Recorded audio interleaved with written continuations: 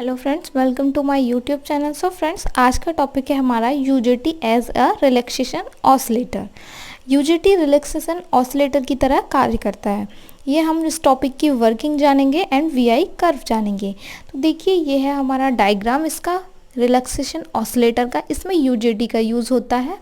Okay, तो ये UJT की आंतरिक संरचना है।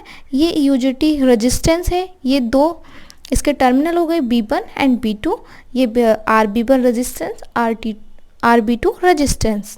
ओके, ये है कैपेसिटर। इसमें VE वोल्टेज हो रहा है अप्लाई, और ये है वेरिएबल रेजिस्टेंस R। ओके, अब ये है VI कर्व इसका। तो VI कर्व ये हमारा क्या है, रिलैक्सेशन ऑसिलेटर की तरह कार्य करता है।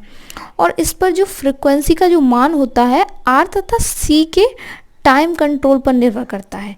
इसमें क्या होता है, जो मान होता है उसका फ्रिक्वेंसी का R तथा C के टाइम कंट्रोल को निर्भर करता है। ठीक है, जिसमें इसमें जैसे ही हम वोल्टेज अप्लाई करेंगे तो ये जो कैपेसिटर होता है ये चार्ज होने लगता है, और चार्ज होने की वजह से ये हमारी पूरी वर्किंग स्टार्ट हो जाती है, मतलब ये कंडक्ट कर जाता है। अब जैसे ही हमारा ये है RB1, ये हमारा क्या होता है, ये चार्ज होता है, तो हमारी ये जो होती है डिवाइस डिस्चार्ज होने लगती है। ये डिस्चार्ज होने लगती है। अब जैसे ही ये कैपेसिटर डिस्चार्ज होगा, उसके होने पर ये जो एक्रोस वोल्टेज का मान होता है वैली वोल्टेज के बराबर हो जाता है।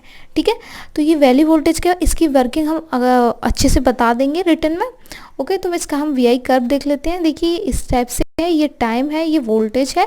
ये हमारा इस टाइप से वैली पॉइंट तक जाएगा, पीक वोल्टेज तक, फिर ये वापस आएगा यहाँ पर। तो ये जो है, ये जो पीक है, पीक से हम एक लाइन लेंगे, और यहाँ से ये जो हमारा एकदम से ऑफ हो गया है यहाँ पे डिवाइस, वहाँ से हम एक लाइन लेंगे, और इस तरीके से ये हमारी लाइनिंग चलती रहेंगी। ओके, ये T टाइम है, ये 2T, और आगे 3 टाइम होगा जाएगा, और 4 टाइम, इस तरीके से चलता रहेगा। अब ये इसके बीच में हम ग्राफ खींच देंगे, ये क्योंकि ये हमारा ये हो रहा है, मतलब ये डाउन हो रहा है यहाँ से, टाइम के साथ साथ हमारा ये वोल्टेज घट रहा है। ओके, तो चलिए हम इसकी वर्किंग देख लेते हैं रिटर्न में। वर्किंग क्या है, यूजेटी का प्रयोग हम रिलैक्सेशन ऑसिलेटर की तरह किया जा सकता है, जिससे फ्रिक्वेंसी का मान R तथा C के टाइम कंट्रोल पर निर्भर करता है। जैसे ही वोल्टेज टाइम कंट्रोल पर निर्भर करता है, जैसे ही वोल्टेज अप्लाई किया जाता है, कैपेसिटर C चार्ज होना शुरू हो जाता है। अब क्या होगा, कैपेसिटर C चार्ज होना शुरू हो जाएगा। हम वोल्टेज अप्लाई करेंगे तो एक पार्टिकुलर वोल्टेज तक जब कैपेसिटर चार्ज हो जाता है तो यूजेटी कंडक्ट करता है। अब जैसे ही कैपेसिटर हमारा चार्ज हो जाएगा तो यूजेटी क्या हो जाएगा, कंडक्ट कर जाएगा, डिवाइस ऑन हो जाएगी, हो जाता है। तो यूजेटी कंडक्ट करता है, अर्थात स्टार्ट हो जाता है। इसके पश्चात कैपेसिटर B1 के रेजिस्टेंस के द्वारा डिस्चार्ज होने लगता है।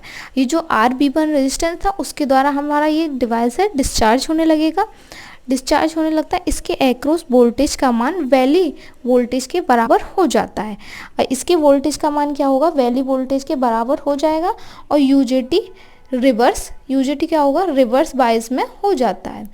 यूजेटी रिवर्स बायस में हो जाता है और करंट बहना बंद हो जाती है। इसी प्रकार प्रोसेस हमारी रिपीट होती रहती है, और कैपेसिटर डिस्चार्ज हो जाता है। डिस्चार्ज और चार्ज हो जाएगा, कभी डिस्चार्ज होगा कभी चार्ज होगा। चार्ज कब होगा, जब हम वोल्टेज अप्लाई करेंगे, और डिस्चार्ज जब होगा RB1 की वजह से, जो रेजिस्टेंस है उसकी वजह से हमारा डिस्चार्ज होगा। होने के कारण जो वोल्टेज प्राप्त होते हैं वह शॉ टूथ फॉर्म में होते हैं, तथा बेस B1 के ऊपर लगे रेजिस्टेंस के द्वारा जो वोल्टेज प्राप्त होते हैं वह SCR के लिए फायरिंग पल्स के रूप में यूज़ किए जाते हैं। अतः इस प्रकार के सर्किट को रिलैक्सेशन ऑसिलेटर कहते हैं।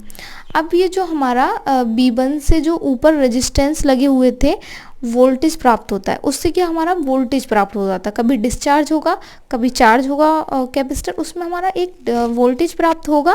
तो उससे क्या होगा, जो SCR फायरिंग पल्स के रूप में यूज़ किया जाएगा, वो वोल्टेज हमारा SCR फायरिंग पल्स के रूप में यूज़ किया जाएगा।